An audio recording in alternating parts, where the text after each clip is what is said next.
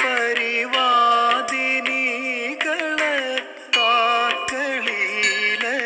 കലാകുതൂഹല സാത്വികീ ഗുണവിലാസ ചിത്രിത യാത്മന പരമ പാവനീ കല സാ ശിവാനി വിദധാതു ശാരദ ശാരദേന്ദു കിരണോജ്വലാകൃതി.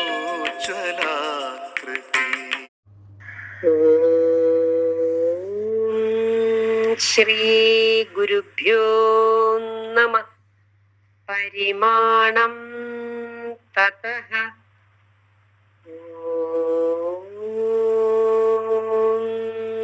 പരിമാണം തതഃ ഓം സദസദോരന്യോന്യ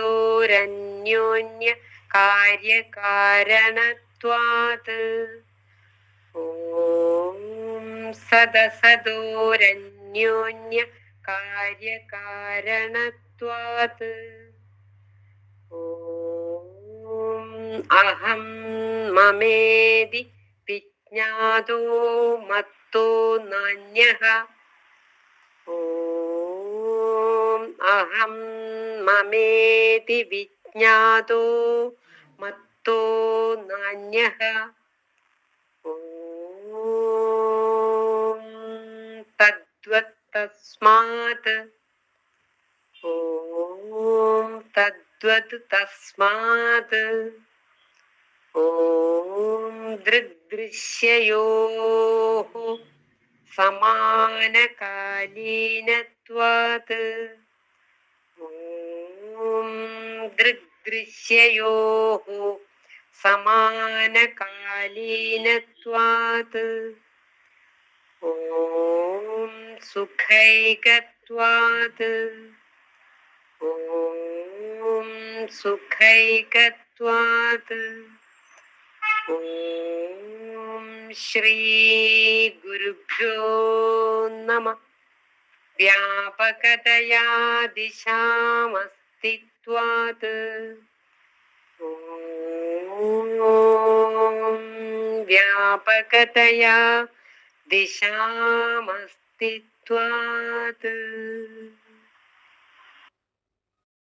ഏവർക്കും വന്ദനം.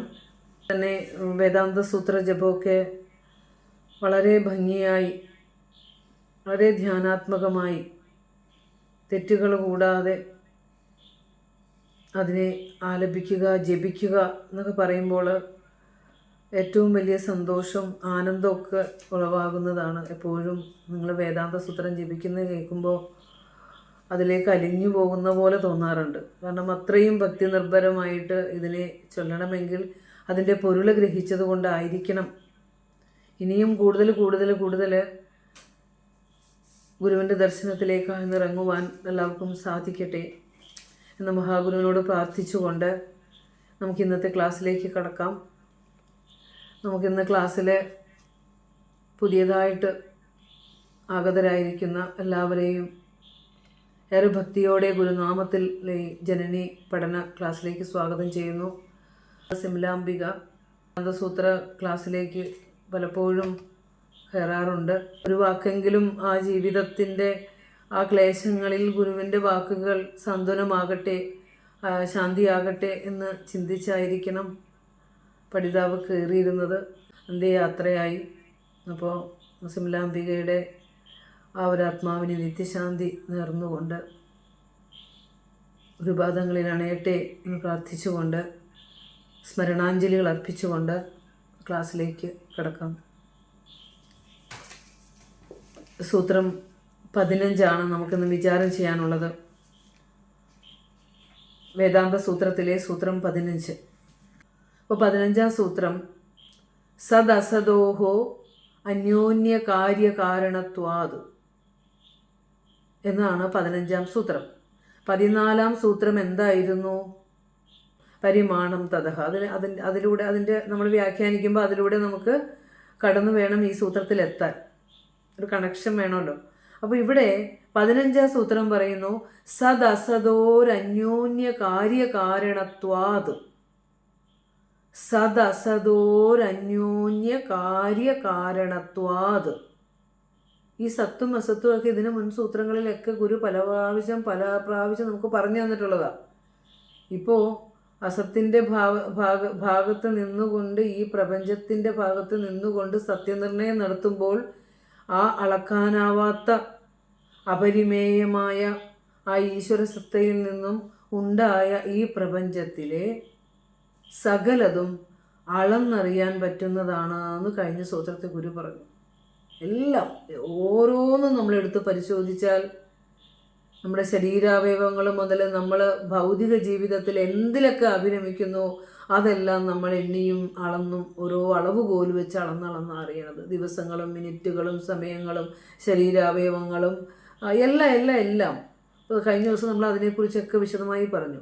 അപ്പോൾ ഇങ്ങനെ എല്ലാതും നമ്മൾ അളന്നറിയുന്നു. ഇവിടെ ഈ അളന്നറിയുന്ന പ്രപഞ്ചമുണ്ടായത് അളന്നറിയാനാവാത്ത ആ ഈശ്വരസത്തയിൽ നിന്നാണെന്ന് പറഞ്ഞു. അങ്ങനെ അളന്നറിയാനാവാത്ത ഈശ്വരസത്തയിൽ നിന്നും ഈ പ്രപഞ്ചമുണ്ടായപ്പോൾ അതെങ്ങനെയാണ് നമുക്ക് അനുഭവവേദ്യമാകുന്നത്, പ്രതിഭാസിതമായത് എന്നാണ് പറയാൻ പോകുന്നത്. ഇവിടെ പറയാണ് അത് സത്തും അസത്തുമായിട്ടാണ്. ഇവിടെ പറയാണ് സദസദോഹോ അന്യോന്യ കാര്യകാരണത്വാത്. പദച്ഛേദം സദസദോഹോ പ്ലസ് അന്യോന്യ കാര്യകാരണത്വാത് എന്ന് ദ്വിപദം സൂത്രം, 2 പദങ്ങൾ. സദസദോഹോ,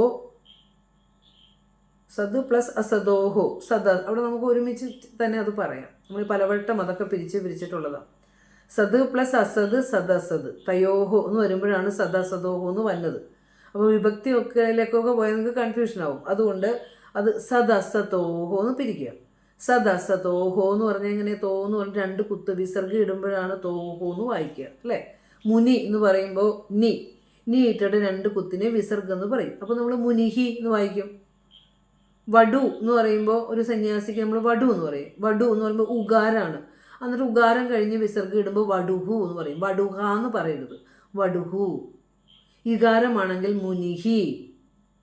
ഉകാരം പശു എന്ന് പറയുമ്പോൾ പശുഹു. അങ്ങനെയാണ് അതിൻ്റെ ഉച്ചാരണം. അപ്പോൾ ഇവിടെ തോ വന്നുകൊണ്ടാണ് സദസതോഹോ. തോ കഴിഞ്ഞ് വിസർഗം വന്നപ്പോഴാണ് സദസതോഹോ അന്യോന്യ കാര്യകാരണത്വാത് എന്ന് നമുക്ക് സൂത്രത്തെ 2ആയിട്ട് തിരിക്കാം.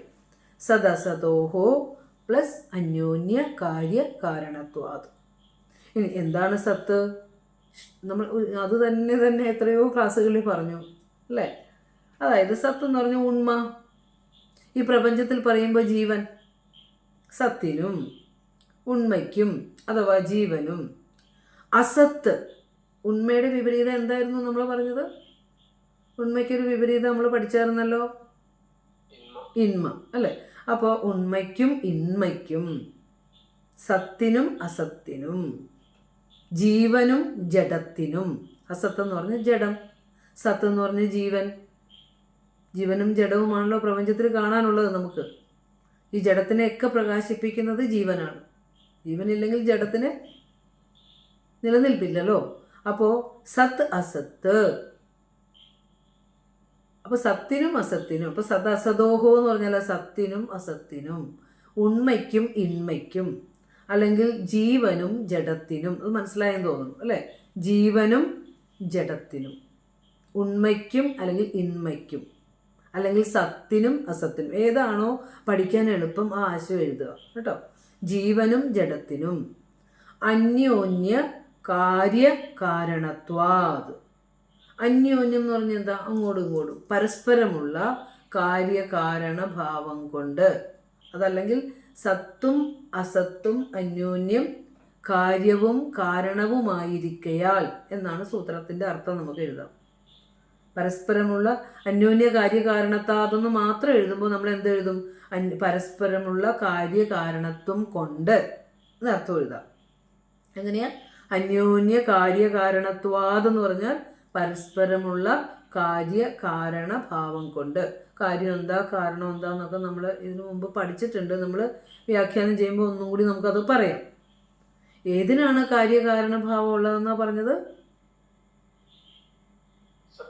സത്തിനും അസത്തിനും. അപ്പോൾ ഇനി അതിൻ്റെ സൂത്രാർത്ഥം എന്ന് കൊടുത്തിട്ട് ഓരോ വാക്കിൻ്റെ അർത്ഥം എഴുതുക. സത്ത് എന്ന് പറഞ്ഞാൽ ജീവൻ അല്ലെങ്കിൽ ഉണ്മ, അസത്ത് എന്ന് പറഞ്ഞാൽ ജഡം അഥവാ ഇന്മ, സദാസദോഹോ എന്ന് ഒരുമിച്ച് പറഞ്ഞാൽ സത്തിനും അസത്തിനും, അന്യോന്യ കാര്യകാരണത്വാദെന്ന് പറഞ്ഞാൽ പരസ്പരമുള്ള കാര്യകാരണത്വം കൊണ്ട്, പഞ്ചമി വിഭക്തിയിലാണ് ഉപയോഗിച്ചിരിക്കുന്നത്, കാര്യകാരണത്വ ഭാവം കൊണ്ട്. അത്ര എഴുതിയിട്ട് സൂത്രാർത്ഥം എന്ന് കൊടുക്കുക. ഈ 15 സൂത്രത്തിൻ്റെ അർത്ഥം എന്താണെന്ന് എഴുതാൻ പോവാം നമ്മൾ. അവിടെ എന്തെഴുതും? സത്തും അസത്തും അന്യോന്യം കാര്യവും കാരണവും ആയിരിക്കുകയാൽ. ഇതൊരു അപൂർണമായ സൂത്രമാണ്. അടുത്ത സൂത്രം കൂടി വരുമ്പോഴാണ് ഇതിൻ്റെ പൂർണ്ണതയിലേക്ക് വരുള്ളൂ. പക്ഷെ നമുക്ക് ഗുരുക്കന്മാർ തിരിച്ചു തന്നിരിക്കുന്ന ആ വിഭജനത്തിലൂടെ തന്നെയാണ് നമ്മൾ കടന്നു പോകുന്നത്. അപ്പോൾ സൂത്രാർത്ഥം എന്താണ്?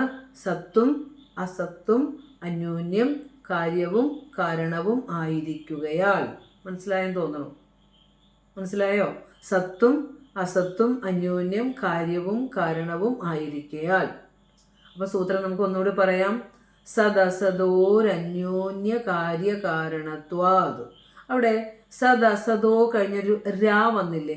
എന്തുകൊണ്ടാണ് ആ സൂത്രത്തിലെ രാ പിരിച്ചപ്പോൾ കാണാഞ്ഞേ? സദസദോരന്യോന്യ കാര്യകാരണത്വാത് എന്നുള്ള സൂത്രം പിരിച്ചപ്പോൾ സദസദോഹോ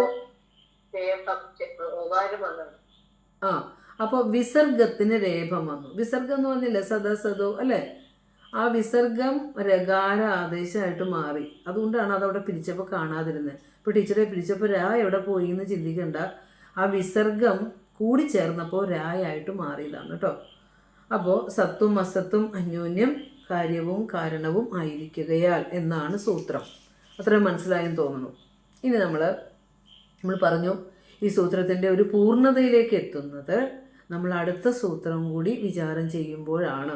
എങ്കിലും ഈ സൂത്രത്തിൽ വെച്ചുകൊണ്ട് ഇതിനെ നമുക്ക് വ്യാഖ്യാനിക്കാം. അപ്പോൾ നമ്മൾ ഇതിനു മുമ്പ് 13ാമത്തെ സൂത്രം നമ്മൾ പറഞ്ഞു അതീതാഗാമിനോ രസത്വം ഏതേതന്വിച്ഛത എന്ന് പറഞ്ഞു അല്ലേ? അതീതാഗാമിനോ രസത്വം ഏതേതന്വിച്ഛത. എന്താ അതിൻ്റെ ആ സൂത്രാർത്ഥം എന്താ? ഏതന്വിച്ഛത എന്താ അതിൻ്റെ ആ സൂത്രാർത്ഥം എന്താ? ആരെങ്കിലും ഒന്ന് പറഞ്ഞേ.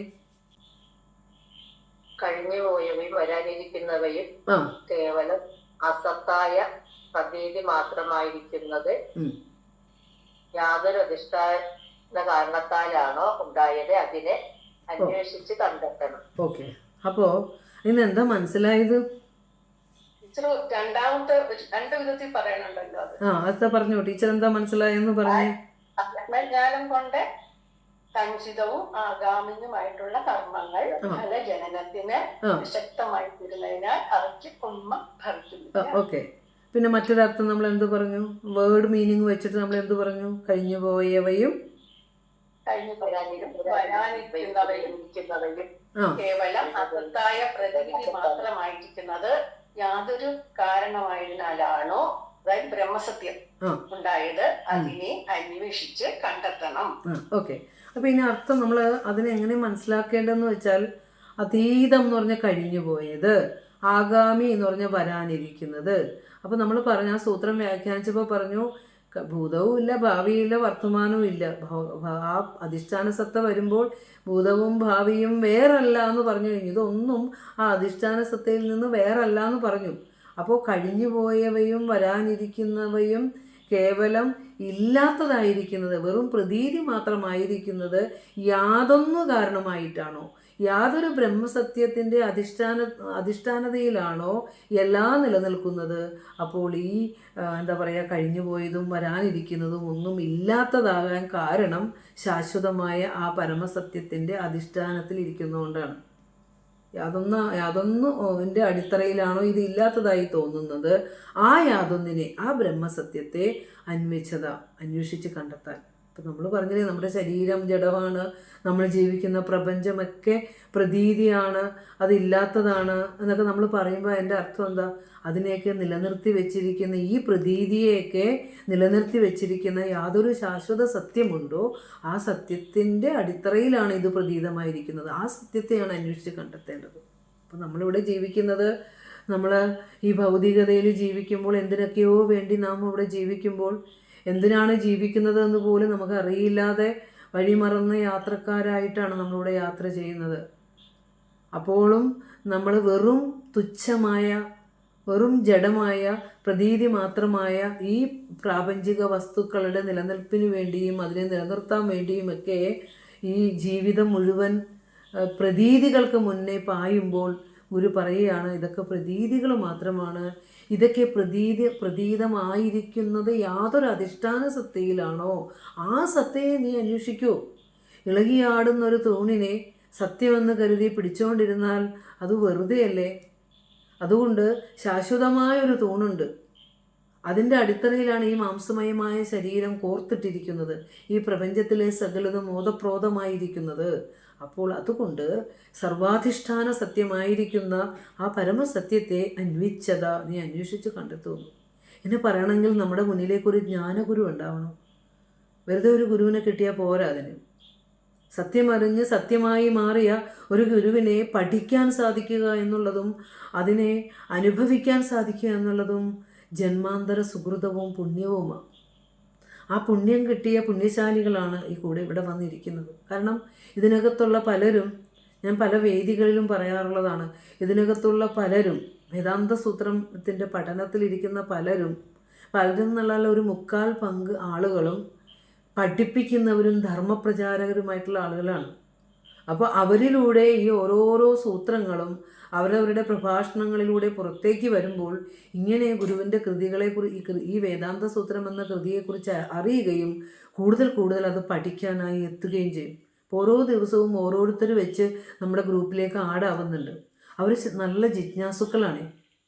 കാരണം ഗുരുവിൻ്റെ കൃതിയുടെ അടിത്തറ മനസ്സിലായതും തൻ്റെ ഈ ജീവിതം എന്തെന്നും ഈ പ്രപഞ്ചം എന്തെന്നും ഇവിടെ ഒന്നും സത്യമില്ലെന്നും അറിഞ്ഞവർ ശാശ്വതമായ സത്യത്തെ ഗുരുവിൻ്റെ ദർശനത്തിൽ അധിഷ്ഠിതമായി അറിയാൻ ആഗ്രഹിക്കുന്നവരാണ് അതിനകത്തൊന്നും ഒറ്റയൊക്കെ ആയിട്ട് ഇങ്ങനെ ജോയിൻ ചെയ്യുന്നത്.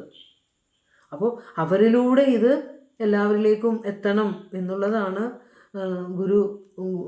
അങ്ങനെയൊരു കാരുണ്യമാണ് ഭഗവാൻ നമ്മളോട് ഇങ്ങനെ ഈ കൂട്ടായ്മയിലൂടെ ചെയ്യുന്നത്.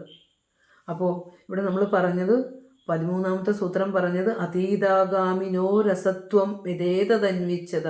അതീതമായതും ആഗാമിയായതും അസത്വമായിരിക്കുന്നത്, ഇല്ലാത്തതായിരിക്കുന്നത് യാതൊന്നിൻ്റെ അധിഷ്ഠാനത്തിലാണോ അതിനെ അന്വിച്ചത, നീ അന്വേഷിച്ച് കണ്ടെത്തൂ. നമുക്ക് ഗുരുവിന് ഇത്രയും നമ്മളോട് പറഞ്ഞു തരാൻ പറ്റുള്ളൂ. നീ അന്വേഷിക്കൂ, കണ്ടെത്തൂ. മാർഗം പറഞ്ഞു തന്നു, വിളക്കും വെച്ച് തന്നു, നീ ആ വഴിയിലൂടെ സഞ്ചരിക്കൂ. നമ്മൾ തന്നെ സഞ്ചരിക്കണ്ടേ? പരീക്ഷയ്ക്ക് എല്ലാം പഠിപ്പിച്ചു കൊടുത്തു. പക്ഷെ പരീക്ഷ എഴുതാൻ പോകണമെങ്കിൽ ആ വ്യക്തി തന്നെ എഴുന്നേറ്റ് കുളിച്ച് റെഡിയായി പരീക്ഷ ഹോളിൽ പോയി ഇരുന്ന് അവനവനിൽ നിന്നുള്ള അറിവ് പകർത്തിയാലല്ലേ അത് വിജയമായിട്ട് വരുള്ളൂ. അപ്പോൾ ഗുരു വഴിയും വഴികാട്ടിയുമായി ദേശികനായി നമ്മുടെ മുന്നിൽ ഇരുന്നുകൊണ്ട് എല്ലാതും നയിക്കുകയാണ്. പക്ഷെ നീ അതിനെ അന്വേഷിച്ച് കണ്ടെത്തണം എന്ന് ഗുരു പറയാണ്. എന്നിട്ട് അടുത്ത സൂത്രത്തിലൂടെ 14 സൂത്രത്തിലൂടെ പറഞ്ഞു പരിമാണം തതഃ. പരിമാണം തതഃ, അതാണ് നമ്മൾ പറഞ്ഞത്. പരിമാണം തതഃ എന്ന് പറഞ്ഞാൽ അതിൽ നിന്നുണ്ടായത്, ആ ഈശ്വരസത്തയിൽ നിന്നുണ്ടായത്. ആ ഈശ്വരസത്ത തതഃ എന്നുള്ളതുകൊണ്ട് ബ്രഹ്മസത്തയെ ഉദ്ദേശിക്കും. അതിൽ നിന്നെന്ന് പറയുമ്പോൾ അതിനെ നമ്മൾക്ക് എങ്ങനെ വിശേഷിപ്പിക്കാം? അളന്നറിയാനാവാത്ത, യാതൊരുവിധ അളവുകോലുകൾ കൊണ്ടും അളക്കാനാവാത്ത, സർവവിധമായ അളവുകൾക്കും അപൂർവമായ തതഃ, ആ ബ്രഹ്മസത്തയിൽ നിന്നുണ്ടായതെല്ലാം പരിമാണം, അളന്നറിയാനാവുന്നതാണ്. നമ്മൾ കഴിഞ്ഞ ദിവസം പറഞ്ഞില്ലേ, നമ്മളുടെ ഇപ്പോൾ ഈ ബുദ്ധി കൊണ്ടാണ് നമ്മൾ പഠിക്കുന്നത്, തല കൊണ്ടാണ് നമ്മൾ മനസ്സിലാക്കണേന്ന് പറയുമ്പോൾ തലച്ചോറിൻ്റെ ആകൃതിയെ, ആ തലച്ചോറിൻ്റെ വലിപ്പം എന്തെന്ന് അളന്നറിയാൻ പറ്റും. അതിലെ ഓർഗൻസ്, അതിലെ അവയവങ്ങൾ എത്ര ഉണ്ടെന്ന് എണ്ണി എടുക്കാൻ പറ്റും, അല്ലേ? ഇതൊക്കെ നമുക്ക് പറ്റും. പക്ഷേ അതിലൂടെ പോകുന്ന കാന്തിക ചലനങ്ങളെ വരെയും നമുക്ക് ആധുനിക ഉപകരണങ്ങളുടെ സഹായത്തോടെ നമുക്ക് അളന്നറിയാൻ പറ്റും, മെഷർ ചെയ്യാൻ പറ്റും. പക്ഷെ അതിലെടുക്കുന്ന അറിവിൻ്റെ പരിധിയെ അളക്കാൻ യാതൊരു അളവ് പോലും ഇല്ല എന്നുള്ളതാണ്. അപ്പോൾ അളന്നറിയാനാവാത്ത ആ ഈശ്വര സത്തയിൽ നിന്നും പ്രതീതമായതെല്ലാം അളന്നറിയാവുന്നതാണ് എന്ന് നമ്മൾ കഴിഞ്ഞ സൂത്രത്തിൽ പറഞ്ഞു. ഇനി അടുത്ത സൂത്രത്തിൽ ഇതിനൊക്കെ കണക്ട് ചെയ്യാൻ വേണ്ടിയിട്ടാണ് ഞാൻ 2 സൂത്രങ്ങളും ഒന്ന് റിവിഷൻ ചെയ്തത്. ഇപ്പം നമ്മുടെ 15ാമത്തെ സൂത്രത്തിലേക്ക് നമുക്ക് അത് എങ്ങനെ കണക്റ്റ് ചെയ്യാൻ നോക്കാം. നമ്മൾ പറഞ്ഞു കഴിഞ്ഞുപോയവയും വരാനിരിക്കുന്നവയും യാതൊരു അധിഷ്ഠാന സത്തയിലാണോ, അല്ലേ, ഇല്ല എന്ന് തോന്നിയത് ഏതൊരു അധിഷ്ഠാന സത്തയിലാണോ അതിനെ അന്വേഷിച്ച് കണ്ടെത്താൻ പറഞ്ഞു. അതിനെ അന്വേഷിച്ച് കണ്ടെത്തിയപ്പോൾ അത് എങ്ങനെയാണെന്ന് മനസ്സിലായി. അളക്കാനാവാത്ത ആ സത്തയിൽ നിന്ന് വന്നതെല്ലാം അളന്നറിയാവുന്നതാണെന്ന് മനസ്സിലായി. ഇനി അളന്നറിയാവുന്ന ഈ വസ്തുക്കൾ എങ്ങനെയാണ് ഇവിടെ പ്രതീതമായതെന്ന് പറയാണ്. അത് നോക്കൂ, ആ ഇവിടെ സത്തും അസത്തുമായിട്ടാണെന്ന്. അളന്നറിയാവുന്നതായി കാണപ്പെടുന്ന അത് എല്ലാം സത്തും അസത്തുമായി പ്രതിഭാസിതമായിരിക്കുകയാണ് നമ്മുടെ മുന്നിലേക്ക്. ഇവിടെ പ്രതിഭാസമാണ്, ഉണ്ടെന്ന് തോന്നുന്നതാണ്. ആ ഈശ്വരസത്തയിൽ നിന്ന് വന്ന ഈ പ്രപഞ്ച ദൃശ്യങ്ങളെല്ലാം സത്തും അസത്തുമായിട്ട് എങ്ങനെ ഇരിക്കുന്നു പറഞ്ഞാൽ കാര്യവും കാരണവുമായി കാണപ്പെടുന്നു. ഈ പ്രപഞ്ചത്തിലെ സകലതും കാര്യകാരണ ബന്ധത്തിലായിരിക്കുന്നത്. ആ ഈശ്വരസത്തയിൽ നിന്ന് ഉണ്ടായ അത് എങ്ങനെ പ്രതിഭാസിതമായെന്ന് വെച്ചാൽ ഉണ്ട് ഇല്ല, സത്ത് അസത്ത്, ഉണ്മ ഇന്മ, ജീവൻ ജഡം എന്ന രീതിയിൽ പ്രതിഭാസിതമായപ്പോൾ അത് എങ്ങനെയും കൂടി കാണപ്പെട്ടു. കാര്യവും കാരണവുമായി, പരസ്പരം കാര്യവും കാരണവുമായി കാണപ്പെടുന്നു. നമ്മൾ പറയുകയാണ്, ഒരു മരം എങ്ങനെ ഉണ്ടായെന്ന് ചോദിച്ചാൽ അതിൻ്റെ വിത്തിൽ നിന്നാണെന്ന് പറയും. ഇനി വിത്ത് എങ്ങനെ ഉണ്ടായെന്ന് ചോദിച്ചാൽ മരത്തിൽ നിന്നാണെന്ന് പറയും. അത് അങ്ങോട്ടും ഇങ്ങോട്ടും പരസ്പരം കാര്യവും കാരണവും ആകുന്നു. വിത്തിൽ നിന്നും മരം ഉണ്ടായി എന്ന് പറയുമ്പോൾ വിത്ത് കാരണവും മരം കാര്യവുമാകുന്നു. മരത്തിൽ നിന്ന് വിത്ത് ഉണ്ടായെന്ന് പറയുമ്പോൾ മരം എന്തായി മാറി?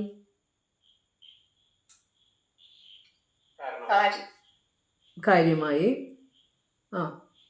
മരത്തിൽ നിന്ന് വിത്ത് ഉണ്ടായെന്ന് പറയുമ്പോൾ മരം കാര്യമാണോ? മരം കാരണമായി, വിത്ത് കാര്യമായി. ഇപ്പോൾ കോഴിയിൽ നിന്ന് മുട്ടയുണ്ടായി എന്ന് പറയുമ്പോൾ കോഴി കാരണവും മുട്ട കാര്യവുമായി. അപ്പോൾ നോക്കാം. അപ്പോൾ നമ്മൾ പറഞ്ഞല്ലോ, കോഴി, മുട്ട, മരം, വിത്ത് ഇതൊക്കെ അങ്ങോട്ടും ഇങ്ങോട്ടും കാര്യവും കാരണവും കാര്യവുമായിട്ട് നമുക്ക് അന്വയിച്ച് പറയാൻ സാധിക്കും. അതുകൊണ്ടാണ് ഗുരു പറഞ്ഞത്, അളന്നറിയാവുന്നതായി കാണപ്പെടുന്നത് സത്തും അസത്തുമായി പ്രതിഭാസിതമായപ്പോൾ അതെങ്ങനെയാ കാര്യവും കാരണവുമായിട്ടാണ് കാണപ്പെട്ടത്. പക്ഷെ വളരെ ഏകാഗ്രതയോടെ വളരെ ശ്രദ്ധയോടെ ഇരിക്കണം. ഒത്തിരി ദാർശനികമായ തലമാണ് നമ്മൾ ചർച്ച ചെയ്യുന്നത്. ശ്രദ്ധ പോയാൽ നമുക്കെല്ലാം കണക്ഷൻ പോവും. അപ്പോൾ നമ്മൾ ഇവിടെ അദ്വൈത സിദ്ധാന്തത്തിന് ഒരു നിലപാടുള്ളത് എന്താ? സത്തായ ബ്രഹ്മം കാരണമെന്നും അസത്തായ ജഡം കാര്യമെന്നുമാണ് അദ്വൈതികളുടെ നിലപാട്. അപ്പോൾ കാരണവസ്തു എന്ന് പറഞ്ഞാൽ അസത്താണ്. അതിൽ നിന്നുണ്ടാകുന്ന കാര്യജാലങ്ങൾ വെറും പ്രതീതമാണെന്നാണ് അദ്വൈത സിദ്ധാന്തം പറയുന്നത്. സത്യമായിട്ടുള്ളത് ബ്രഹ്മം മാത്രമാണ്. അതിൽ നിന്നുണ്ടായ ഈ ജഗത്ത് പ്രതീതമാണെന്നാണ് പറയുന്നത്. സത്യം തന്നെ ഉള്ളതായി പ്രതീതമാകുന്നു എന്ന് പറയുമ്പോൾ അത് അന്വേഷിക്കുമ്പോൾ, അതിൻ്റെ ഉറവിടം അന്വേഷിക്കുമ്പോൾ അത് ആ പരമാത്മ സത്യമല്ലാതെ മറ്റൊന്നുമല്ലെന്ന് അനുഭവപ്പെടുന്നത് കൊണ്ടാണ് നമുക്ക് ഈ നാമരൂപങ്ങൾ പ്രതീതമാണെന്ന് പറയുന്നത്.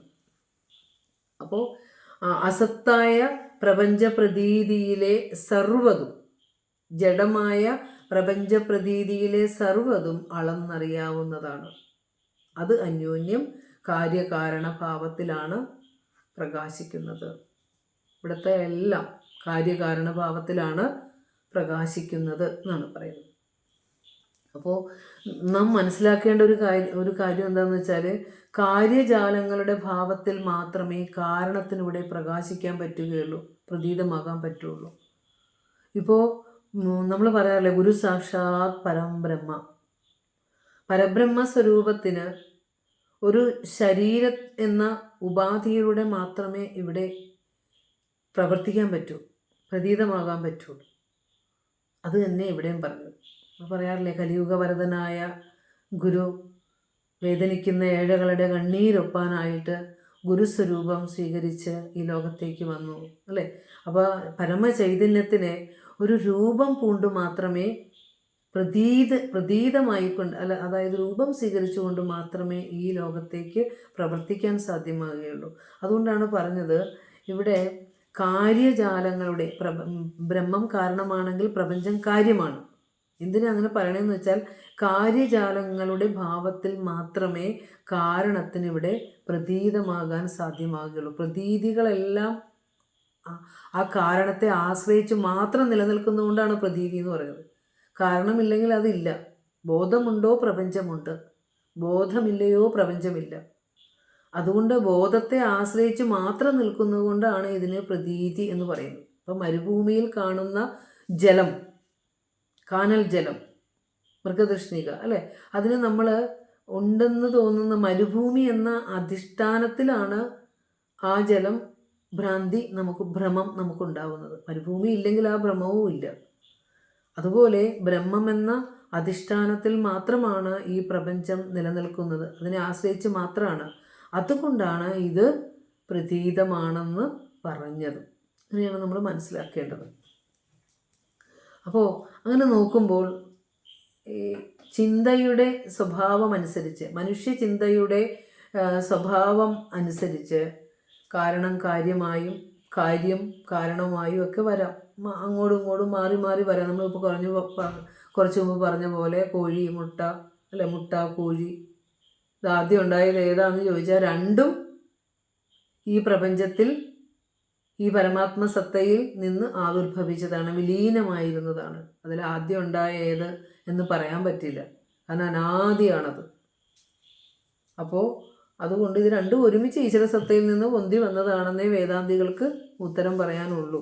അപ്പം നമ്മളുടെ ചിന്തയിൽ നമ്മൾ പലപ്പോഴും കാര്യകാരണഭാവം വച്ചുകൊണ്ട് സംസാരിക്കാറുണ്ട്.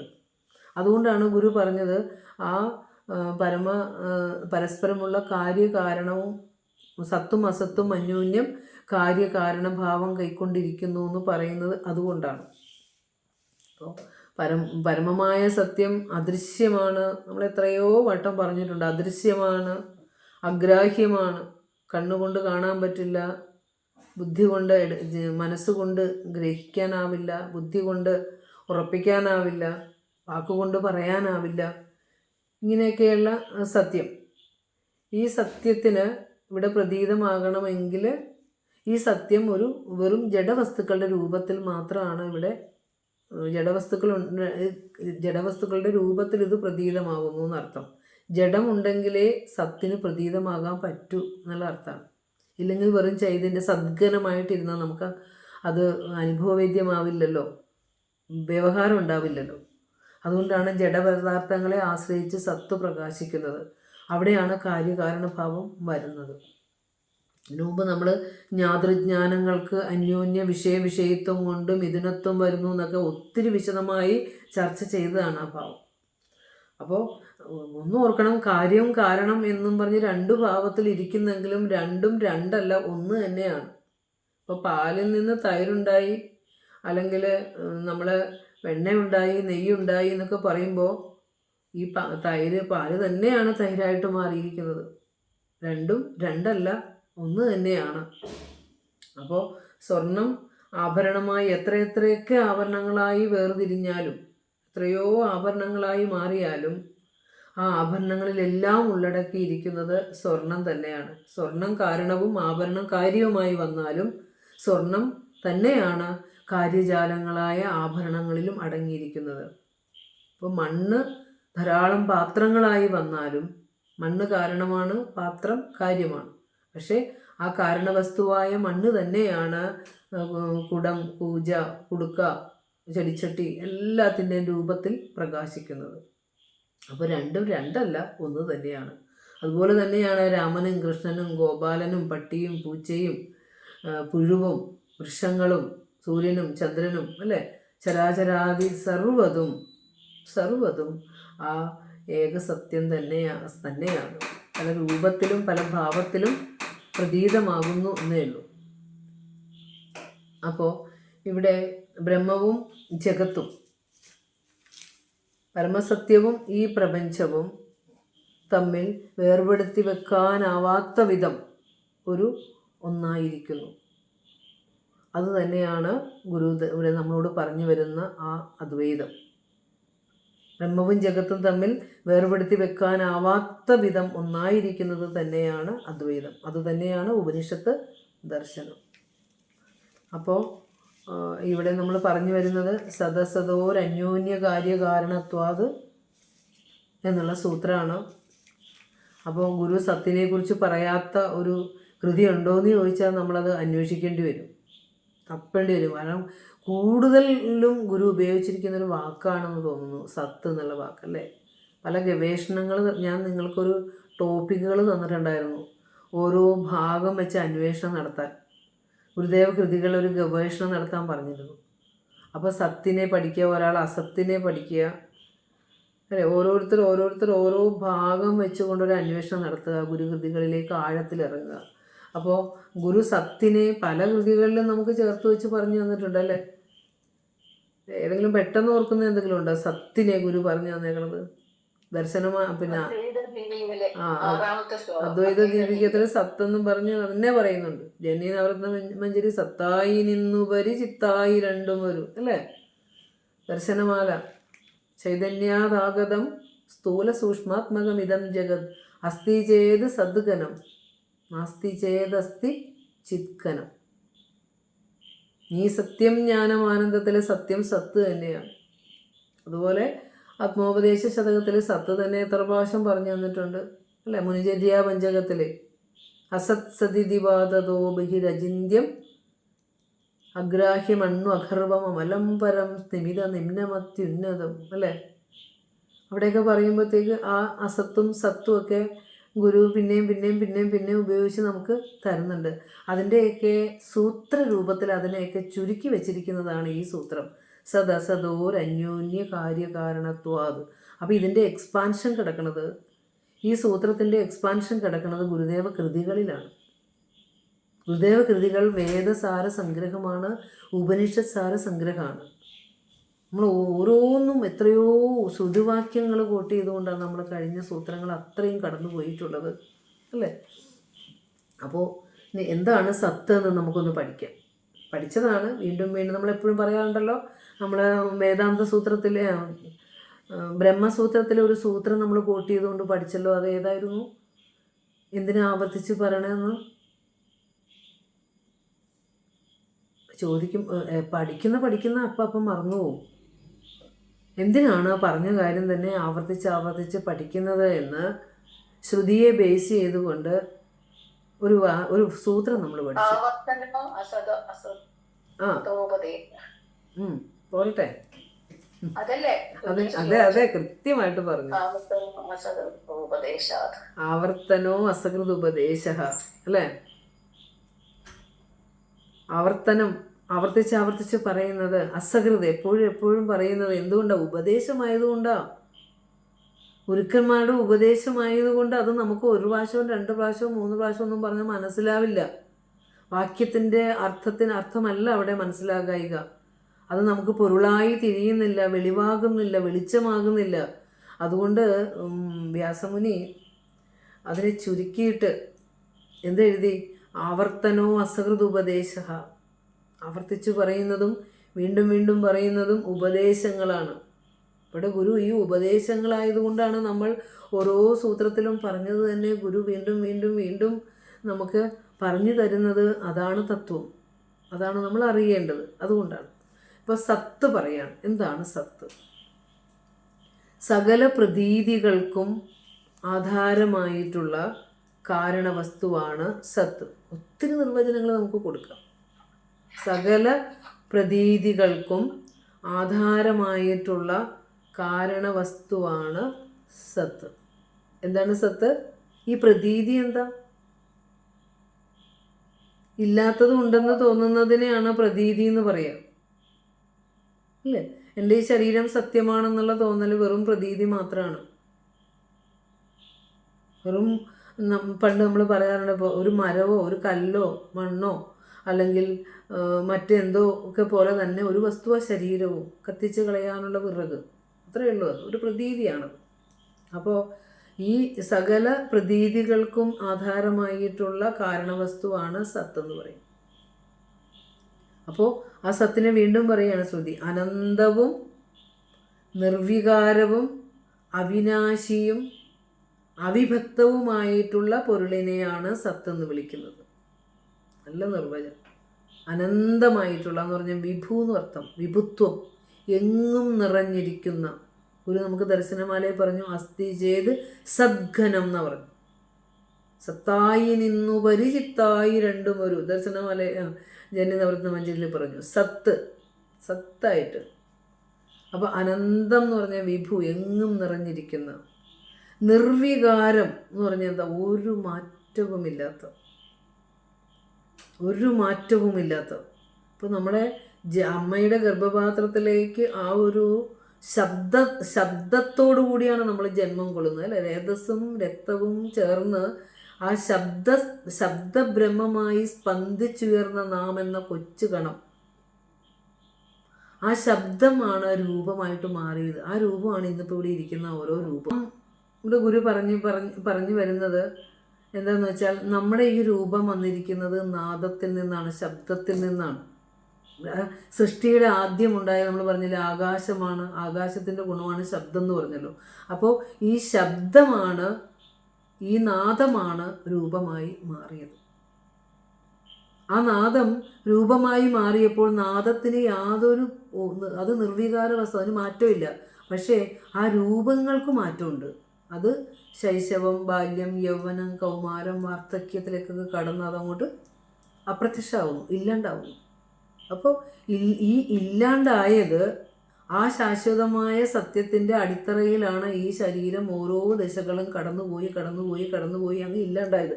അപ്പോഴും ആ സത്യം മാറ്റമില്ലാതെ നിർവികാരമായി അവിടെ ഉണ്ട്. അതുകൊണ്ടാണ് ഗുരു പറയണത്, ഉണരണം എന്നി ഉറങ്ങണം, ഭുജിച്ചീടണമശനം പുണരേണമെന്നിവണ്ണം അണയും അനേക വികൽപ്പമാകയാൽ ആരുണരുവതുള്ളൊരു നിർവികാര രൂപം. ആ കൊളുത്തിവെച്ച നിർവികാര രൂപം ഉണ്ടല്ലോ, ആ ആദിമ ശബ്ദം രൂപമായത്, ആദിമ ശബ്ദം, ആ കണം. ശൈവ ഇതിൽ വെച്ച് ഗുരു പറയുകയാണെങ്കിൽ, ആ ശിവന്റെ കണ്ണിൽ നിന്നുണ്ടായ, പരബ്രഹ്മത്തിൻ്റെ കണ്ണിൽ നിന്നുണ്ടായ ആദ്യത്തെ കണം, എനർജി, ആ എനർജിയാണ് മാറ്ററായി മാറിയത്. നോക്കൂ, ആ ഊർജമാണ് മാറ്ററായിട്ട് മാറിയത്. അത് ഊർജമാണ്, ആ ഊർജമാണ് ദ്രവ്യമായിട്ട് മാറിയത്. അപ്പോൾ ആ ഊർജത്തിന്, ആ ആദിമ കണത്തിന്, അല്ലെങ്കിൽ ആ ചൈതന്യത്തിന് അത് നിർവികാര രൂപമാണ്. ഉണർന്നും ഉണ്ടും പുണർന്നും സുഖിച്ചുമൊക്കെ ഈ ലോക ജീവിതം നമ്മൾ അങ്ങനെ തള്ളി നീക്കുമ്പോഴും ആ നിർവികാരതയിലേക്ക്, മാറ്റമില്ലാത്ത ആ സത്യത്തിലേക്ക് ഉണരാൻ ആർക്കാണ് കഴിയുക? ആരാണ് ഉള്ളത്?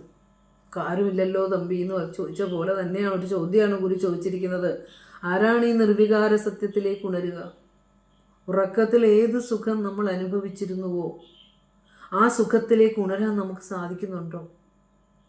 ഉറക്കത്തിൽ അനുഭവിച്ചിരുന്ന സുഖം ആത്മസുഖമാണെങ്കിൽ നമ്മൾ ഉറക്കത്തിൽ നിന്ന് ഉണർന്ന ഉടനെ തന്നെ നമ്മുടെ ഉള്ളിലേക്ക് കയറി വരുന്ന നിരവധിയായ ദുഃഖകരമായ ഓർമ്മകൾ. അപ്പോൾ ആ ആനന്ദത്തിൽ ഉണരാൻ നമുക്ക് പറ്റുന്നില്ല. ഗുരു ഉറങ്ങിയതും ഉണർന്നതും എല്ലാം ആനന്ദത്തിൽ തന്നെയാണ്. അതുകൊണ്ടാണ് പറഞ്ഞത്, വാദങ്ങൾ ചെവിക്കൊണ്ട് മതപ്പോരുകൾ കണ്ടും മോദസ്ഥിരനായങ്ങു വസിപ്പൂ മല പോലെ. സ്ഥിരമായ മോദത്തോടുകൂടി ഇരിക്കാൻ സാധിക്കണമെങ്കിൽ ഊണിലും ഉറക്കത്തിലും ഇടവിടാതെ ആ ഗദ്യപ്രാർത്ഥനയിലെ വരി അല്ലേ, അങ്ങയെ ധ്യാനിക്കണം, അങ്ങയുടെ പരമാനന്ദം കിട്ടണം. അപ്പം അതിനു വേണ്ടിയിട്ടാണല്ലോ നമ്മളിപ്പോൾ ഈ ഒരു യാത്ര തുടങ്ങിയേക്കണേ. അപ്പോൾ നിർവികാരമാണ്, മാറ്റമില്ലാത്തതാണ്. അത് തന്നെയാണ് ഗുരു പറഞ്ഞിരിക്കുന്നത്, ഉലകരുറങ്ങി ഉണർന്ന് ചിന്ത ചെയ്യും പലതും ഇതൊക്കെയും ഉറ്റുപാർത്തു നിൽക്കും, വിലമതിയാതെ വിളക്കുതിക്കയും പൊലികയുമില്ലിതു കണ്ടുപോയിടേണം എന്ന് പറഞ്ഞു. ഇത് കണ്ടുപോകാനാണ് മനുഷ്യജീവിതം. ഏതാ? ആ യാതൊരു മാറ്റവുമില്ലാതെ സർവസാക്ഷിയായി നിൽക്കുന്ന നമ്മുടെ ഉള്ളിലേക്ക്, നമ്മളിൽ തന്നെ ഈശ്വരൻ കൊളുത്തിവെച്ച ആ നിർവികാര വസ്തു, ആത്മവസ്തു. അതിന് വസ്തു എന്നൊന്നും പറയാൻ പറ്റില്ല, കാരണം അനിർവചനീയമാണത്. നമുക്ക് വ്യവഹാരത്തിന് വേണ്ടി നമ്മൾ ഓരോ വാക്കുകളിൽ പറയുന്നു എന്ന് മാത്രമേ ഉള്ളൂ. ആ അനിർവചനീയതയെ ആരും അറിയുന്നില്ല. അത് കണ്ടുപോകുക എന്നുള്ളതാണ്, അതിനെ അനുഭവിക്കുക എന്നുള്ളതാണ്. കാണുക എന്ന് പറഞ്ഞാൽ അനുഭവിക്കുക എന്നർത്ഥം. അനുഭവിച്ചു പോവുകയാണ് ഓരോ മനുഷ്യൻ്റെയും ജീവിതത്തിൻ്റെ ലക്ഷ്യം. അപ്പോൾ നിർവികാരം പറഞ്ഞപ്പോൾ അതിലേക്കൊക്കെ ഒന്ന് കടന്നു പോയിന്നേ ഉള്ളൂ. അപ്പോൾ സത്ത് എന്ന് പറഞ്ഞാൽ അനന്തമാണ്, വിഭുവാണ്, എങ്ങും നിറഞ്ഞിരിക്കുന്നതാണ്, നിർവികാരമാണ്. ഭൂതഭാവി വർത്തമാനങ്ങളില്ല, ശൈശവ ബാല്യ യൗവന കൗമാരങ്ങളിൽ മാറ്റം ഉണ്ടാകാത്ത സത്യം, മാറുന്ന ശരീരത്തിൽ മാറ്റമില്ലാത്ത സത്യം, അതാണ് നിർവികാര രൂപം. അവിനാശിയാണ്, നശിക്കുന്നില്ല. ശാശ്വതമായ സത്യമാണ് അത് ജനിക്കുന്നുമില്ല, മരിക്കുന്നുമില്ല. ശാശ്വതമായ സത്യമാണ്, അവിഭക്തവുമാണ്. ദേശകാലങ്ങളാൽ അത് വിഭജിക്കാനും പറ്റുകയില്ല. അങ്ങനെയുള്ള പൊരുളിനെയാണ് സത്ത് എന്ന് വിളിക്കുന്നത്. രണ്ടാമത്തെ നിർവചനം. ആദ്യത്തത് സകല പ്രതീതികൾക്കും ആധാരമായിട്ടുള്ള കാരണവസ്തുവാണ് സത്ത്. ടീച്ചർ നിങ്ങൾക്ക് ക്വസ്റ്റ്യനായിട്ട് തരും കേട്ടോ, ശ്രദ്ധിച്ച് പഠിച്ചോളണം. ഇത് ക്ലാസ് കേട്ടിരുന്നാൽ പിന്നെ ടീച്ചർ ക്വസ്റ്റ്യൻ ഇടുമ്പോൾ തന്നെ നമുക്ക് ഉത്തരം എഴുതാൻ കിട്ടും. അടുത്തത് പറയുന്നത് എന്താ? അനന്തവും, അനന്തം എന്ന് പറഞ്ഞാൽ എങ്ങ് നിറഞ്ഞിരിക്കുന്ന, എന്നാൽ അന്തം നിർത്തും. എവിടെ തുടങ്ങി എവിടെ അവസാനിക്കുന്നതെന്നില്ല. അനന്തമായിരിക്കുന്നതും നിർവികാരവും യാതൊരു മാറ്റവുമില്ലാത്തതും അവിനാശിയും നാശമില്ലാത്തതും ശാശ്വതമായിരിക്കുന്നതുമായ അവിഭക്തം, ഒന്നുകൊണ്ടും വിഭജിക്കാനാവാത്ത ആ പൊരുളിനെ സത്തെന്ന് പറയാം. അത് കാലദേശ വസ്തു പരിമിതികൾക്കെല്ലാം അതീതമായിരിക്കുന്ന സത്യമാണ്. കാലത്തിനും ദേശത്തിനും ഒക്കെ അതീതമായ സത്യമാണ്. അപ്പോൾ അങ്ങനെ കാലദേശാദികളാൽ ബന്ധിതമായ ഈ നാശമുള്ളവയെല്ലാം പ്രതീതികളെല്ലാം കാലദേശാദികളാൽ ബന്ധിതമാണ്. അങ്ങനെയുള്ള ആ പ്രതീതമായവയിലെല്ലാം യാതൊന്നാണോ നാശമില്ലാത്തതായിരിക്കുന്നത്, അങ്ങനെ അതിനെ സത്തെന്ന് പറയാം. കാലദേശാദികളാൽ പ്രതീതമായിരിക്കുന്ന ഈ പ്രതീതികൾക്കെല്ലാം ആധാരമായി യാതൊന്നാണോ സത്യമായിരിക്കുന്നത് അതിനെ സത്തെന്ന് പറയാം. അങ്ങനെ നമുക്ക് നിരവധി ആശയങ്ങൾ സത്തിലൂടെ നമുക്ക് ഗുരു കൃതികളിലൂടെയൊക്കെ തന്നിട്ടുണ്ട്. അതിൽ ഏറ്റവും നല്ല ഉദാഹരണമാണ് വ്യാപ്തം യേന ചരാചരം എന്ന് തുടങ്ങുന്ന ബ്രഹ്മവിദ്യാ പഞ്ചകത്തിലെ 3-ാമത്തെ ശ്ലോകം. അത് പഠിച്ചോ നിങ്ങൾ? നമ്മൾ പല വട്ടവും അതൊരു 1-2 പ്രാവശ്യം അത് റെഫറൻസിന് എടുത്തിട്ടുള്ളതാണ്. വ്യാപ്തം യേന ചരാചരം ഘടശരാവാദീവ മൃത്സത്തയ യസ്യാന്തസ്ഫുരിതം യഥാത്മകമിദം ജാതം യതോ വർത്തതേ യസ്മിന്യത് പ്രളയേവി സദ്ഘനമജം സർവം യദന്വേദി തസത്യം വിദ്യമൃതായ നിർമ്മലത് ധിയോ യസ്മൈ നമസ്കുർവതേ. എന്താണ് ഒരു അത്ഭുതമാണ് ഗുരു അതിലൂടെ കാണിച്ചു വെച്ചിരിക്കുന്നത്. അതിനൊരു അത്ഭുതം നിറച്ചു വെച്ചിരിക്കുക. കുഞ്ഞു വാക്കിലൂടെ മൊത്തം ഈ പ്രപഞ്ചത്തെ മുഴുവൻ ഒരു ഒറ്റ ശ്ലോകത്തിൽ ഗുരു ഒതുക്കി വെച്ചേക്കുവാണ്. എന്തൊരു അത്ഭുതമാണ് ഗുരുവിൻ്റെ കൃതികളെന്ന് ആശ്ചര്യത്തോടു കൂടിയാണ് നമുക്ക് നോക്കാൻ പറ്റുന്നുള്ളൂ. എന്താണ് അവിടെ നിന്ന് ഈ ഞങ്ങൾക്ക് തന്നിരിക്കുന്നതെന്നുള്ളത്. അവിടെ വളരെ ഉദാഹരണങ്ങൾ എടുക്കുന്നത് മുഴുവൻ നമ്മൾ നിത്യജീവിതത്തിൽ ഉപയോഗിക്കുന്ന വസ്തുക്കളെ കാട്ടിക്കൊണ്ട് ഗുരു ദാർശനികതയുടെ ഏറ്റവും പരമകോടിയിലേക്ക് നമ്മളെ കൊണ്ടുപോകുന്നത്. നിർമ്മല ബുദ്ധിയുള്ളവർ അതിനെയാണ് നമസ്കരിക്കേണ്ടത്. ലോകത്തിൽ നമ്മൾ കാണുന്നതിനെയൊക്കെ നമസ്കരിച്ച് കിടക്കുന്ന നമ്മളോട് പറയുകയാണ്, നീ നമസ്കരിക്കേണ്ട ഒരു ഒറ്റ വസ്തുവേ ഉള്ളൂ. അത് ഈ ലോകത്തിലെ സമസ്തതിനെയും ചൈതന്യവത്താക്കി വെക്കുന്ന ആ പൊരുൾ. എങ്ങനെയാണോ മണ്ണ് എല്ലാ പാത്രങ്ങളിലും രൂപവും നാമവുമായി ഇരിക്കുന്നത് മണ്ണ് മാത്രമായിരിക്കുന്നത്, അതുപോലെ സമസ്ത ചരാചരങ്ങളിലും ചൈതന്യമായിരിക്കുന്നു നീ അങ്ങനെയുള്ള നീ യസ്യന്തസ്ഫുരിതം എന്ന് പറഞ്ഞു. യാതൊന്നിൻ്റെ ഉള്ളിൽ, ആ യാതൊരു ബ്രഹ്മസത്തയുടെ ഉള്ളിലാണോ ഈ പ്രപഞ്ചം സ്ഫുരിക്കുന്നത്, യസ്യ അന്തസ്ഫുരിതം, ആ യാതൊരു സത്യമുണ്ടോ, എല്ലാത്തിലും നിറഞ്ഞിരിക്കുന്ന യാതൊന്നാണോ, ആ യാതൊന്നിൻ്റെ ഉള്ളിലാണോ ഈ പ്രപഞ്ചം സ്ഫുരിക്കുന്നത്, യാതൊരു ബ്രഹ്മസത്തയുടെ ഉള്ളിലാണോ ഈ പ്രപഞ്ചം സ്ഫുരിക്കുന്നത്. ഇതം യഥാത്മകം ഭവതി, ഈ പ്രപഞ്ചം യാതൊരു ശാശ്വത സത്യം തന്നെ ആയിരിക്കുന്നുവോ. സത്യത്തിനുള്ളിലാണ് പ്രപഞ്ചം, ആ പ്രപഞ്ചം ആ സത്യം തന്നെ ആയിരിക്കുന്നു. ഒത്തിരി പല പ്രാവശ്യം ഇത് പറയുന്നുണ്ട്. കുറച്ച് സംസ്കൃത പദങ്ങളൊക്കെ കൂടുതൽ കൂട്ടിച്ചേർത്ത് വെച്ചിരിക്കുന്നതുകൊണ്ടാണ് വീണ്ടും അതൊക്കെ ഒന്ന് പറയണം കേട്ടോ. നിങ്ങൾക്ക് പലരും പല പ്രാവശ്യങ്ങളായിട്ട് ക്ലാസ്സിൽ ജോയിൻ ചെയ്തവരായതുകൊണ്ട് അവർക്കും ഒന്ന് കിട്ടണമെങ്കിൽ കിട്ടിക്കോട്ടെ എന്ന് കരുതിയിട്ടാണ് ഞാനിത് പറയണത്. ഈ ശ്ലോകം പഠിച്ചവരാരെങ്കിലും ഉണ്ടോ? ഇതിൻ്റെ ആശയം അടക്കം പഠിച്ചവരാരെങ്കിലും ഉണ്ടോ? തുളസിയേരി സാറ് പഠിച്ചാണോ? സാറിന് അതൊന്ന് വിശദീകരിക്കാമോ? അങ്ങനെയാണെങ്കിൽ സാറിൻ്റെ വാക്കുകളിലൂടെ ഒന്ന് കേൾക്കാമല്ലോ. ഗ്രന്ഥമുണ്ടോ? അടുത്തിരിപ്പുണ്ടോ? ഉണ്ടെങ്കിൽ പറഞ്ഞോളൂ.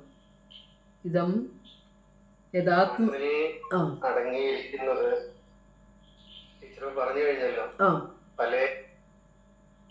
പല രൂപങ്ങളിലിരിക്കുന്ന പാത്രങ്ങളിലൊക്കെയും അടങ്ങിയിരിക്കുന്ന സത്തായി അടങ്ങിയിരിക്കുന്നത് മണ്ണാണ് എന്നുള്ള യഥാന്തസ്ഫുരിതം യഥാത്മകമിതം ജാതം ഏതോ വർത്തത്. യാതൊരു നിന്നാണോ ഇതുണ്ടായത്? യസ്മിൻ പ്രളയേപി സദ്ഘനമജം സർവം യദന്വേദി സത്യം വിച്ഛമൃതായ നിർമ്മലധിയോ യസ്മൈ നമസ്കുറുത്. യാതൊന്നിനെയാണോ ഞാൻ പറയാം സാറൊന്ന് ശ്രദ്ധിച്ചോളൂ, അതൊന്നുകൂടി പറയാം.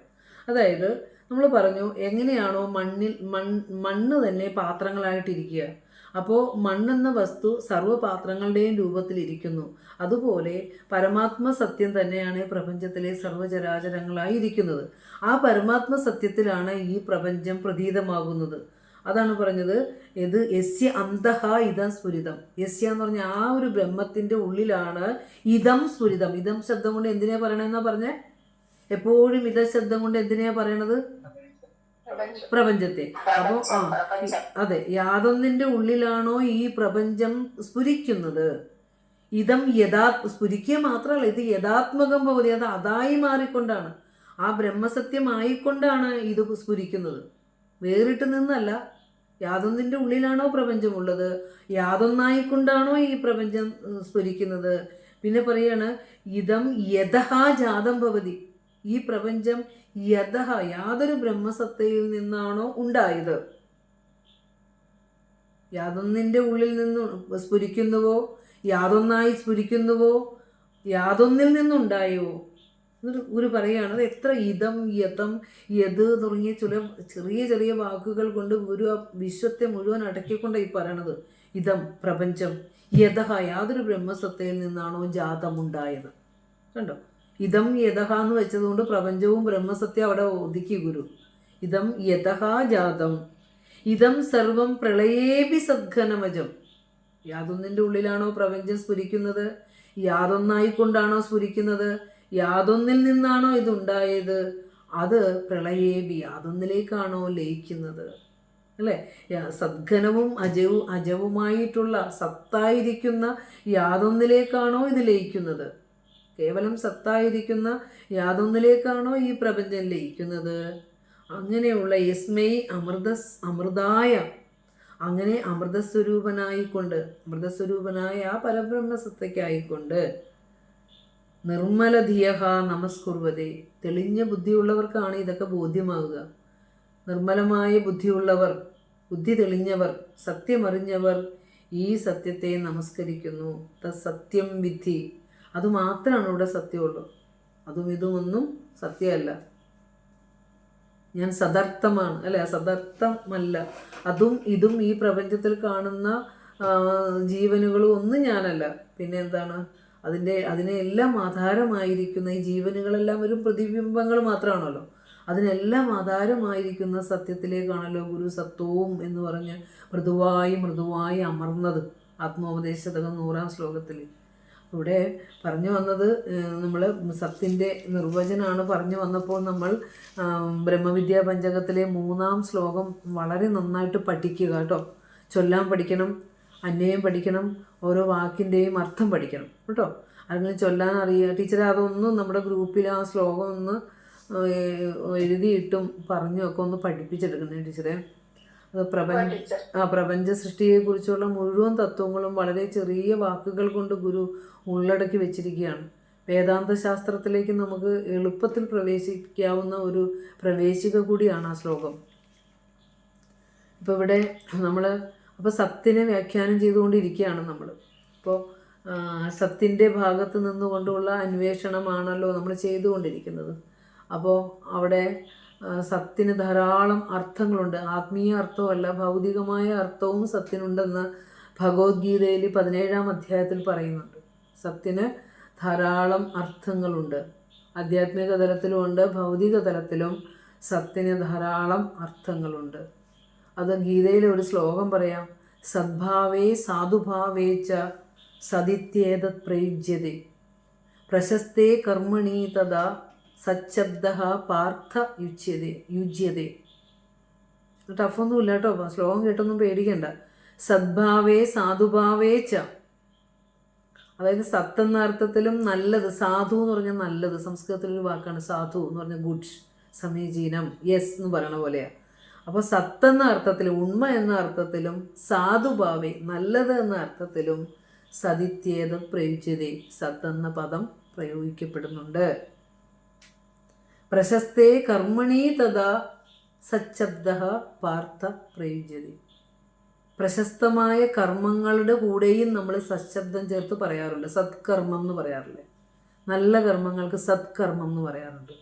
അപ്പോൾ സദശബ്ദത്തിന് ഭൗതികമായും ആത്മീയമായും ആധ്യാത്മിക തലത്തിലും അർത്ഥങ്ങളുണ്ട് എന്ന് ഗീത 17-ാം ശ്ലോകത്തിൽ നമ്മളോട് പറയുന്നുണ്ട്. ഗുരു ഏറ്റവും കൂടുതൽ ഉപയോഗിച്ചിരിക്കുന്ന പദമാണത്. ഈ ദാർശനിക തലത്തിൽ ഗുരു ഉപയോഗിച്ചിട്ടുള്ള പദമാണ് സത്ത് എന്നുള്ളത്, ഉണ്മ എന്നുള്ളത്. അപ്പോൾ ആ ശ്ലോകം വേണമെങ്കിൽ നിങ്ങളൊന്ന് ചുമ്മാ ഒന്ന് പരിശോധിച്ചാൽ മതി, റെഫറൻസിന് വേണ്ടി മാത്രം കേട്ടോ. അതിൽ വലിയ കാര്യമില്ല, ഇത്രയേ ഉള്ളൂ. സത്ത് എന്ന അർത്ഥത്തിലും നല്ലതെന്ന അർത്ഥത്തിലും സശബ്ദം പ്രയോഗിക്കുന്നുണ്ട്. പ്രശസ്തമായ കർമ്മങ്ങളെ പറയുമ്പോഴും സത്ത് കൂട്ടി പറയാറുണ്ട്. സത്കർമ്മം, സത്പ്രവൃത്തി അല്ലേ, അങ്ങനെ സത്ത് കൂട്ടി നമ്മൾ പറയാറുണ്ട്. സജ്ജനം, അങ്ങനെ നമ്മൾ സത്തെന്ന പദം വ്യവഹാരത്തിലും ഉപയോഗിക്കാറുണ്ട് എന്നാണ് പറഞ്ഞത്. അപ്പോൾ നമ്മൾ കാര്യകാരണഭാവത്തെക്കുറിച്ചാണ് പറയാൻ പോകുന്നത്. ഇവിടെ സദസദോരന്യോന്യ കാര്യകാരണത്വാത് എന്നുള്ളതാണ്. അപ്പോൾ സത്തും അസത്തും അന്യോന്യം കാര്യവും കാരണവുമായിരിക്കയാൽ എന്ന് പറഞ്ഞു. അപ്പോൾ ഇവിടെ ശരിക്കും മനുഷ്യൻ്റെ ഒരു ചിന്ത, ആ മനുഷ്യ ചിന്ത പരിശോധിക്കുമ്പോൾ അത് എപ്പോഴും കാര്യകാരണഭാവം വെച്ചുകൊണ്ടാണ് മനുഷ്യൻ എപ്പോഴും ചിന്തിക്കുകയുള്ളൂ. കാര്യകാരണപരത മനുഷ്യൻ്റെ ചിന്തയിൽ എപ്പോഴും ഉണ്ട്. അപ്പോൾ ഗുരു പറയുന്നത് ഈ കാര്യകാരണപരതയും പ്രതീതി മാത്രമാണെന്നാണ് പറയുന്നത്. പ്രതീതിയിൽപ്പെട്ട ചിന്തയാണ് കാര്യകാരണപരത. ജഗത്തിൻ്റെ ഭാഗത്തു നിന്നുള്ള ആത്മാന്വേഷണമാണ് നടന്നുകൊണ്ടിരിക്കുന്നത്. അപ്പോൾ കാര്യകാരണപരതയിലാണ് ഇവിടെ എല്ലാം അറിയുന്നത്. അപ്പോൾ മനുഷ്യൻ്റെ ചിന്ത എപ്പോഴും കാര്യം കാരണം എങ്ങനെ വേർതിരിച്ചു കൊണ്ടുള്ളതാണ് എല്ലാ ചിന്തകളും വരുന്നത്. എല്ലാത്തിനും ഒരു കാര്യമുണ്ട്, ആ കാര്യത്തിൽ നിന്നാണ് ഒരു കാരണം ഉണ്ടായത്. തലവേദന വന്നാൽ അതിന് കാരണം ഉണ്ട്, മഴ കൊണ്ടിട്ടോ മറ്റെന്തെങ്കിലും കാരണമാവും. അങ്ങനെ ആയിരിക്കും നമ്മൾ. പനി വരാൻ എന്താ കാരണം, BP വരാൻ എന്താ കാരണം അല്ലേ, ആഹാരം ചീത്തയായി പോകാൻ എന്താ കാരണം. അപ്പോൾ ഇവിടെ എന്തിനും നമ്മൾ കാരണവും കാര്യവും വെച്ചുകൊണ്ടാണ് മനുഷ്യൻ്റെ ചിന്തയുടെ ആ ഒരു ശേഷി ഇരിക്കുന്നത്. അപ്പോൾ ഇവിടെ കാര്യകാരണപരതയും പ്രതീതിയിൽ വെച്ചതാണ്, പ്രതീതിയിൽപ്പെട്ടതാണ്. ദുഃഖം വരുമ്പോൾ അതിനൊരു കാരണം ഉണ്ടാവും, സുഖം വരുമ്പോൾ അതിനൊരു കാരണം ഉണ്ടാവും, രോഗത്തിനൊരു കാരണം ഉണ്ടാവും, സന്തോഷത്തിനൊരു കാരണം ഉണ്ടാവും, മൗനത്തിനൊരു കാരണം ഉണ്ടാവും. അങ്ങനെ എല്ലാതും തന്നെ മനുഷ്യൻ കാരണവും കാര്യവും വെച്ചുകൊണ്ടാണ് വ്യവഹരിക്കുന്നത് എന്നാണ് പറയുന്നത്. അപ്പോൾ ഇവിടെ ഇപ്പം ഗുരു പറഞ്ഞു വരുമ്പോൾ പറഞ്ഞത് നമ്മൾ ചിന്തിക്കുന്ന മനസ്സുണ്ടല്ലോ, ആ ചിന്തിക്കുന്ന മനസ്സ് പോലും പ്രതീതിയാണെന്നാണ് പറയുന്നത്. സത്യം മനസ്സിനും ബുദ്ധിക്കും അതീതമാണ്. കിട്ടാവുന്നത്ര നിങ്ങൾ എടുക്കുക കേട്ടോ. ആഴത്തിൽ അത് മനസ്സിലാകാത്തത് വിട്ട് കളയുക. അത് നമുക്ക് അടുത്ത സൂത്രത്തിൽ എപ്പോഴെങ്കിലും നമുക്ക് ക്ലിയർ ആവും. നമ്മുടെ ബുദ്ധിക്ക് പിടിക്കുന്നത്, നമുക്ക് യുക്തി എന്ന് തോന്നുന്ന കാര്യം മാത്രം നമ്മൾ ഗ്രഹിക്കുക. ബാക്കിയുള്ളത് ഗുരു നമുക്ക് തെളിയിച്ച് തരട്ടെ, അത്രേ പറയാനുള്ളൂ. അപ്പോൾ കാരണം നമ്മൾ മനസ്സിൻ്റെ തലത്തിൽ ചിന്തിക്കുകയും പ്രവർത്തിക്കുകയും പഠിക്കുകയൊക്കെ ചെയ്യുന്നവരാണേ. അപ്പോൾ അത് അക്കാഡമിക് ലെവൽ മാത്രമാണ്. പരമസത്യം അനുഭവവേദ്യമാകുന്നത് മനസ്സിനെയും അടക്കുമ്പോഴാണ്, പ്രാണസ്പന്ദനത്തെ വരെ അടക്കിയാണ് സത്യത്തെ അനുഭവിച്ചത് ഗുരു. അതുകൊണ്ടാണ് ഗുരു ഇത്തരത്തിലുള്ള ഭാഷകൾ ഉപയോഗിക്കുന്നത്. അത് നമുക്ക് അക്കാഡമിക് ലെവലിൽ ഈ ലോകത്ത് പഠിക്കുകയും പ്രവർത്തിക്കുകയും എല്ലാത്തരം വ്യവഹാരങ്ങളിൽ ഏർപ്പെടുകയും ചെയ്യുന്നത് കൊണ്ട് നമുക്കിതൊക്കെ വെറും പാഠപുസ്തകത്തിലെ അറിവുകളായി മാത്രമേ ഇരിക്കുകയുള്ളൂ. ഒരിക്കലും അനുഭവമല്ല. അനുഭവമാകാനാണ് നമ്മൾ ഈ ഒരു വഴിയിലൂടെ സഞ്ചരിക്കുകയും ഗുരുവിനോട് പ്രാർത്ഥിക്കുകയൊക്കെ ചെയ്യുന്നത്. അപ്പോൾ അങ്ങനെ പറഞ്ഞു വന്നത് എന്താണെന്ന് വെച്ചാൽ മനസ്സുപോലും ഏകമായ സത്യത്തിൽ ഉണ്ടാകുന്ന പ്രതീതിയാണ് എന്ന് ഓർക്കുമ്പോൾ ഈ മനസ്സും ചെന്ന് അടങ്ങുന്നത് ഈശ്വര സത്യത്തിലാണ്. അതാണല്ലോ പറഞ്ഞു, ഒന്നൊന്നായി എണ്ണി എണ്ണി തൊട്ടെണ്ണും പൊരുളൊടുങ്ങണം എന്ന് പറഞ്ഞു. എണ്ണാൻ പറ്റാവുന്നത് അസത്യമായതിനെയെല്ലാം എണ്ണി എണ്ണി എണ്ണി എണ്ണി മാറ്റുമ്പോൾ ഇത് സത്യമല്ല, ഇത് സത്യമല്ല, ഇങ്ങനെ എണ്ണി എണ്ണി എണ്ണി മാറ്റുമ്പോൾ എണ്ണാൻ പറ്റാത്തതായിരിക്കുന്ന ഞാൻ, ആ ഞാനെന്ന സത്യവും അതിന് കാരണമായ സത്യത്തിലേക്ക് പോയി അടങ്ങും. എണ്ണുന്നവനും ആ സത്യത്തിലേക്ക് പോയി അടങ്ങും. അപ്പോൾ ആ ചിന്തിക്കുന്ന മനസ്സ് പോലും ആ സത്യത്തിലേക്ക് പോയി അടങ്ങും എന്നാണ് പറയുന്നത്. ഇവിടെ ദക്ഷിണാമൂർത്തി സ്തോത്രത്തിൽ 8ാമത്തെ ശ്ലോകം പറയുന്നുണ്ട്, വിശ്വം പശ്യതി കാര്യകാരണതയാ സ്വസ്വാമി സംബന്ധതഃ. വിശ്വം പശ്യതി കാര്യകാരണതയാ, വിശ്വം പശ്യതി കാര്യകാരണതയാ സ്വസ്വാമി സംബന്ധതഃ, സ്വസ്വാമി സംബന്ധതഃ. ശിഷ്യാചാര്യതയാ തഥൈവ ച പിതൃപുത്രാധ്യാത്മാനഭേദതഃ. ശിഷ്യാചാര്യതയാ തഥൈവ ച പിതൃപുത്രാധ്യാത്മാനഭേദതഃ. പിതൃപുത്രാദി ആത്മാനഭേദതഃ.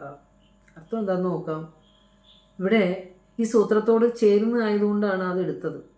വിശ്വം പശ്യതി കാര്യകാരണതയാ സ്വസ്വാമി സംബന്ധതഃ ശിഷ്യാചാര്യതയാ തദൈവ ച പിതൃപുത്രാധ്യാത്മാനഭേദതഃ എന്ന് ദക്ഷിണാമൂർത്തി സ്തോത്രം പറയുമ്പോൾ ഈ പ്രപഞ്ചത്തിൽ കാര്യകാരണബന്ധം, ഗുരു ശിഷ്യബന്ധം, പിതൃപുത്രബന്ധം ഇതെല്ലാം തോന്നുന്നത് മായാസംബന്ധത്താലാണ്.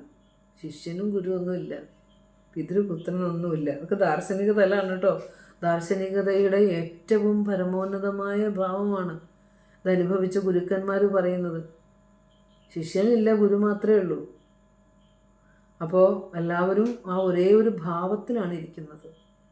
നമ്മളല്ലേ ഗുരു വേറെ, ശിഷ്യൻ വേറെ, അച്ഛൻ വേറെ, അമ്മ വേറെ, ടീച്ചർ വേറെ, ഈ ടീച്ചർ വേറെ എന്നൊക്കെ നമ്മൾ പറയണത്. അപ്പോൾ ഈ ബന്ധങ്ങൾക്ക് കാരണം മായാസംബന്ധമാണെന്നാണ് പറയണത്. ഇതൊരു അനുഭവത്തിൻ്റെ തലമാണതേ. വിശ്വം പശ്യതി അതാണ് ഗുരു പറഞ്ഞു നോക്കിയേ. ഇവിടെ എല്ലാം അളക്കാനാവാത്ത സത്തയിൽ നിന്ന് അളന്നറിയാവുന്ന ഈ പ്രപഞ്ചം വന്നപ്പോൾ അത് എങ്ങനെ വന്നതെന്ന് വെച്ചാൽ സത്തും അസത്തും അന്യോന്യം ഭാവത്തിലിരിക്കുന്നു എന്ന് നോക്കുമ്പോൾ അതൊക്കെ ഉപനിഷത്ത് വെച്ച് ഒക്കെ നമുക്ക് വ്യാഖ്യാനിക്കാൻ സാധിക്കണമെങ്കിലും ഭഗവാൻ പറഞ്ഞു ഉപനിഷദുക്തി രഹസ്യമൂർത്തിയിടണം എന്ന് പറഞ്ഞ ഋഷീശ്വരൻ ഈ ഉപനിഷത്ത് സത്യത്തെ അനുഭവിച്ചുകൊണ്ടല്ലേ നമുക്കിതെല്ലാം തന്നിരിക്കുന്നത്. അതതിൻ്റെ ഗഹനതയോടെ ആഴത്തോടെ നമ്മൾ പഠിക്കുമ്പോൾ മാത്രമല്ലേ നമ്മൾ ഗുരുവിൻ്റെ മക്കളായി മാറുന്നത്. ഭഗവാൻ നമുക്ക് തന്നതിനെ നമ്മൾ ഹൃദയത്തിലേറ്റുമ്പോൾ നമ്മൾ പൂവിട്ട് പൂജിച്ച് മാത്രം പോകാതെ, സങ്കടങ്ങൾ പറഞ്ഞ് മാത്രം പോകാതെ നമ്മൾ അവിടുന്ന് പറഞ്ഞ എന്താണെന്ന് പഠിക്കണം. നമ്മൾ പഠിക്കുമ്പോൾ മാത്രമേ നമുക്ക് ഈ ദുഃഖത്തിന് ശാശ്വതമായ പരിഹാരം ഉണ്ടാവുള്ളൂ. ജനന മരണ ഭയങ്ങളിൽ നിന്ന് രക്ഷപ്പെടാൻ പറ്റുള്ളൂ. ആ രക്ഷ ഇത് നിസ്സാരമായി തള്ളിക്കളയേണ്ട ഒരു കാര്യമോ ഒരു ഓൾഡ് മാൻ എക്സസൈസായിട്ട് നേരം പോക്കിനിരുന്ന് പഠിക്കുന്നോ ഒന്നുമല്ല.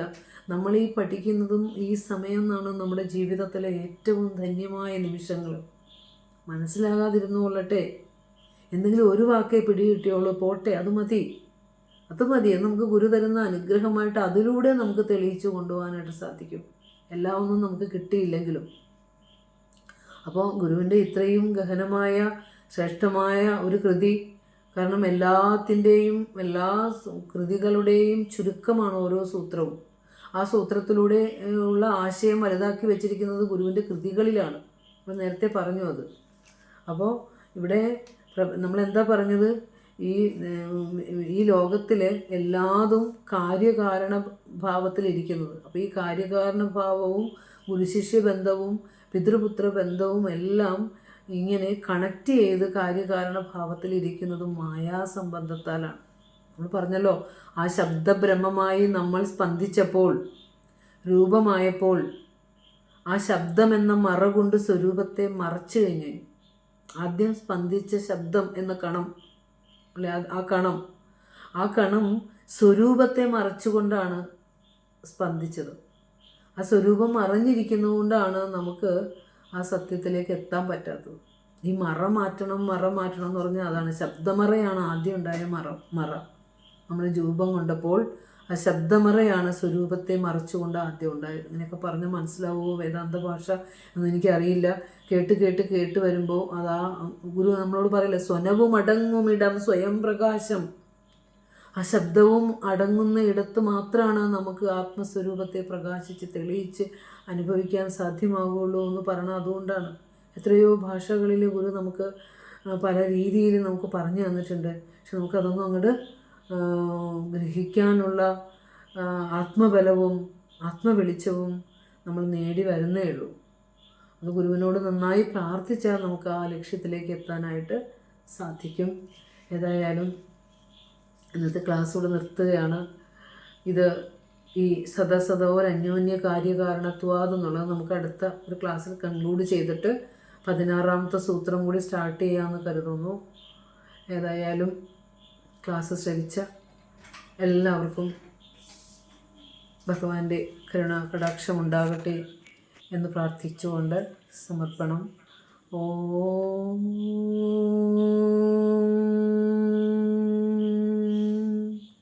പൂർണ്ണമദ പൂർണ്ണമിദം പൂർണ്ണാത് പൂർണ്ണമുദച്യതേ പൂർണ്ണസ്യ പൂർണ്ണമാദായ പൂർണ്ണമേവാവശിഷ്യതേ.